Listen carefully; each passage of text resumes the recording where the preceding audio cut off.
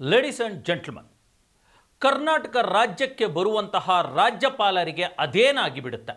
ಯಾಕೆ ಅವರು ಸ್ಥಳೀಯ ಭಾಷೆಗಳು, ಕರ್ನಾಟಕದ ಕನ್ನಡ ಭಾಷೆ ಅಥವಾ ದಕ್ಷಿಣ ಭಾರತದ ಭಾಷೆಗಳು ಅಥವಾ ಆಯಾ ರಾಜ್ಯದ ಸ್ಥಳೀಯ ಭಾಷೆಗಳ ಬಗ್ಗೆ ತಮ್ಮ ಪುಂಖಾನುಪುಂಖ ಭಾಷಣಗಳನ್ನು ತಮ್ಮದೇ ಆಗಿರ್ತಕ್ಕಂಥ ಅಜೆಂಡಾವನ್ನು ಹೇರೋದಕ್ಕೆ ಹೊರಟು ಬಿಡ್ತಾರೆ ಅನ್ನುವಂಥದ್ದೇ ಗೊತ್ತಾಗಲ್ಲ.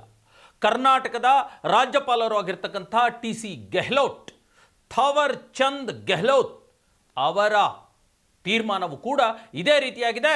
ಅದು ಈಗ ಕನ್ನಡಿಗರನ್ನು ಕೆರಳುವಂತೆ ಮಾಡಿದೆ, ಕಿಚ್ಚೆಬ್ಬಿಸುವಂತೆ ಮಾಡಿದೆ.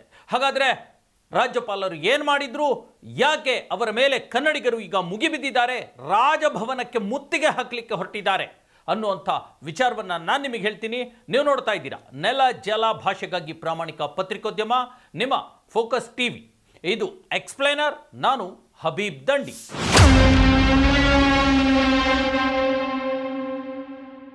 ಎಸ್ ವೀಕ್ಷಕರೇ, ಕರ್ನಾಟಕಕ್ಕೆ ಅದು ಯಾರೇ ರಾಜ್ಯಪಾಲರಾಗಿ ಬಂದರೂ ಕೂಡ ನಮಗೆ ಈ ಒಂದು ಭಾಷಾ ಗೊಂದಲ ಅಥವಾ ಭಾಷಾ ಹೇರಿಕೆ ತಪ್ಪಿದ್ದೇ ಅಲ್ಲ. ಅದು ಏನಾಗ್ಬಿಡುತ್ತೋ ಏನೋ.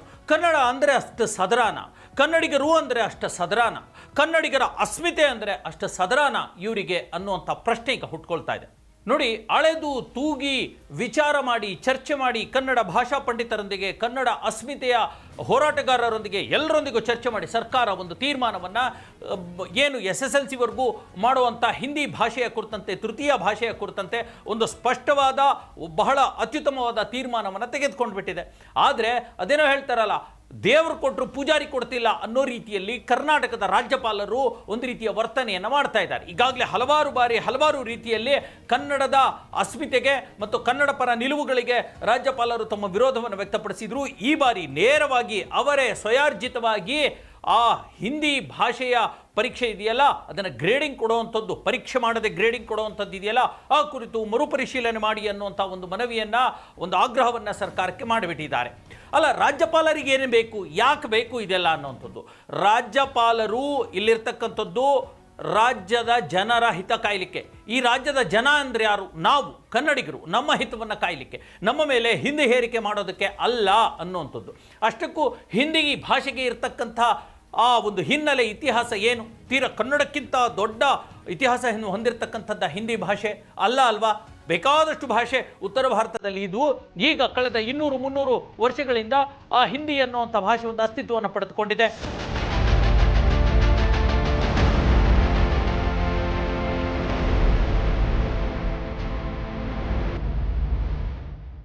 ಎರಡೂವರೆ ಸಾವಿರ ವರ್ಷಗಳ ಹಿಂದಿನಿಂದಲೂ ಕೂಡ ಕನ್ನಡ ಭಾಷೆ ಅಸ್ತಿತ್ವದಲ್ಲಿದೆ ಮತ್ತು ಇದು ಶಾಸ್ತ್ರೀಯ ಭಾಷೆ ಅನ್ನುವಂಥದ್ದೇ ಕೇಂದ್ರ ಸರ್ಕಾರ ನಮಗೆ ಮನ್ನಣೆಯನ್ನು ಕೊಟ್ಟಿದೆ ಅಲ್ವಾ? ಕನ್ನಡಿಗರ ಖ್ಯಾತಿ ಅಂತಹದ್ದು. ಕುಳಿತೋದದೆಯೋಂ ಕಾವ್ಯ ಪ್ರಯೋಗ ಪರಿಣಿತ ಮತಿಗಳ್ ಈ ಕನ್ನಡಿಗರ್ ಅನ್ನುವಂಥ ಭಾಷೆ, ಹೆಮ್ಮೆಯ ಭಾಷೆ ನಮ್ಮದು, ಹೆಮ್ಮೆಯ ಕನ್ನಡಿಗರು ನಾವು. ಯಾವುದೇ ರೀತಿಯ ಕುಳಿತು ಅಭ್ಯಾಸವನ್ನು ಮಾಡದೇನೂ ಕೂಡ ಕಾವ್ಯ ಪ್ರಯೋಗ ಮಾಡುವಂಥ ಅದ್ಭುತವಾದ ಲಾಲಿತ್ಯವಾದ ಅದ್ಭುತವಾದ ಭಾಷೆ ನಮ್ಮದು ಅನ್ನುವಂಥ ಮಾತನ್ನು ಹೇಳ್ತಾರೆ ಅಲ್ವಾ? ಈ ಆಳ, ಅರಿವು, ವಿಸ್ತಾರ, ಅದರ ಸೌಂದರ್ಯ ಗೊತ್ತಿಲ್ಲದೆ ಇರತಕ್ಕಂಥ ಪರರಾಜ್ಯದವರು, ಪರಕೀಯರು ನಮ್ಮ ಭಾಷೆಯ ಮೇಲೆ ಹಿಂದಿ ಹೇರಿಕೆ ಅಥವಾ ಮೂರನೇ ಭಾಷೆಯ ಹೇರಿಕೆ ಅನ್ನುವಂಥದ್ದನ್ನು ಮಾಡ್ತಿದ್ದಾರೆ. ಸ್ವತಃ ರಾಜ್ಯಪಾಲರು ಈ ಮಾತನ್ನು ಆಡ್ತಾ ಇರತಕ್ಕಂಥದ್ದು ಇವತ್ತು ಇಡೀ ಕನ್ನಡಿಗರ 7 ಕೋಟಿ ಕನ್ನಡಿಗರ ಆಕ್ರೋಶಕ್ಕೆ ಕಾರಣವಾಗಿದೆ. ರಾಜ್ಯಪಾಲರ ವಿರುದ್ಧವೇ ಇವತ್ತು ಸಿಡಿದು ಬಿದ್ದಿದ್ದಾರೆ ಕನ್ನಡಿಗರು. ರಾಜಭವನ ಮುತ್ತಿಗೆ, ಲೋಕಭವನ ಮುತ್ತಿಗೆಯನ್ನು ಹಾಕಲಿಕ್ಕೆ ಹೊರಟು ಬಿಟ್ಟಿದ್ದಾರೆ. ಅಲ್ಲ ಸ್ವಾಮಿ ರಾಜ್ಯಪಾಲರೇ, ನಾನು ನಿಮ್ಮ ಹತ್ರ ರಿಕ್ವೆಸ್ಟ್ ಮಾಡ್ಕೊಳ್ಳುವಂಥದ್ದು, ನೀವು ಯಾವ ರಾಜ್ಯದ ರಾಜ್ಯಪಾಲರು? ಕರ್ನಾಟಕ ರಾಜ್ಯದ ರಾಜ್ಯಪಾಲರು. ನಿಮ್ಮ ರಾಜಭವನಕ್ಕೆ, ಲೋಕಭವನಕ್ಕೆ ರಾಜ್ಯಪಾಲರಿಗೆ ಸಂಬಳ, ಸಾರಿಗೆ, ಸವಲತ್ತು, ಇತರೆ ಭತ್ಯೆಗಳು ಎಲ್ಲವೂ ಕೂಡ ಕೊಡ್ತಾ ಇರ್ತಕ್ಕಂಥವ್ರು ಯಾರು? ಕರ್ನಾಟಕ ರಾಜ್ಯ ಸರ್ಕಾರ. ಅಂದರೆ ಅದು ಕನ್ನಡಿಗರು ನೀಡ್ತಾ ಇರತಕ್ಕಂಥ ಭತ್ಯೆ. ಕನ್ನಡಿಗರು ಟ್ಯಾಕ್ಸ್, ತೆರಿಗೆ ಹಣದಿಂದ ನಿಮ್ಮ ರಾಜಭವನದ ಎಲ್ಲ ಸೌಲಭ್ಯ ಸವಲತ್ತುಗಳನ್ನು ಕೊಡ್ತಾ ಇರತಕ್ಕಂಥದ್ದು. ಅಂದರೆ ಅದರ ಅರ್ಥ ನಮ್ಮ ಅನ್ನ ತಿಂದು, ಕನ್ನಡಿಗರ ಅನ್ನ ತಿಂದು, ಕನ್ನಡಿಗರ ವಿರುದ್ಧವೇ ನೀವು ಕೆಂಡಕಾರುವಂಥದ್ದು, ಹಿಂದೆ ಹೇರಿಕೆ ಮಾಡುವಂಥದ್ದು ಎಷ್ಟು ಮಟ್ಟಿಗೆ ಸರಿ?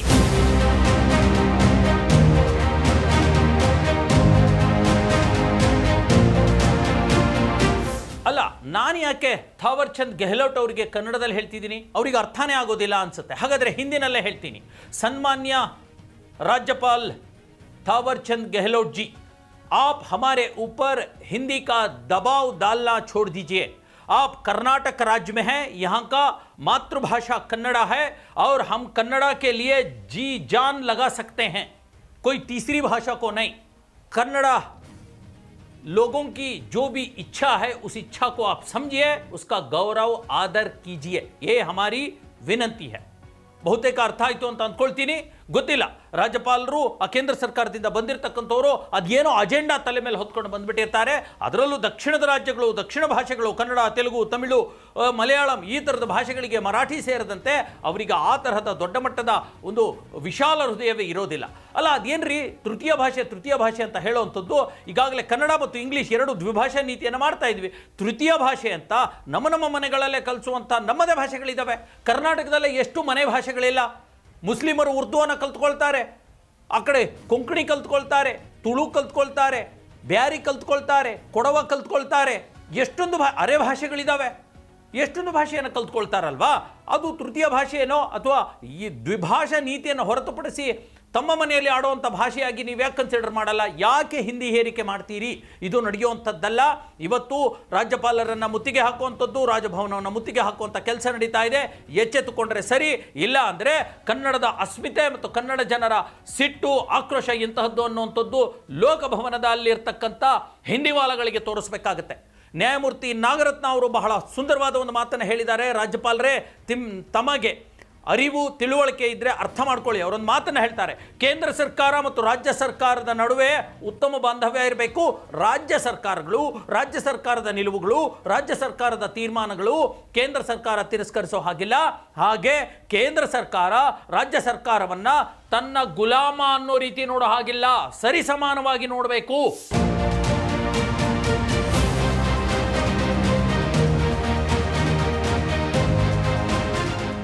ಅನ್ನುವಂಥ ಒಂದು ಮಾತನ್ನು ಹೇಳಿದ್ದಾರೆ.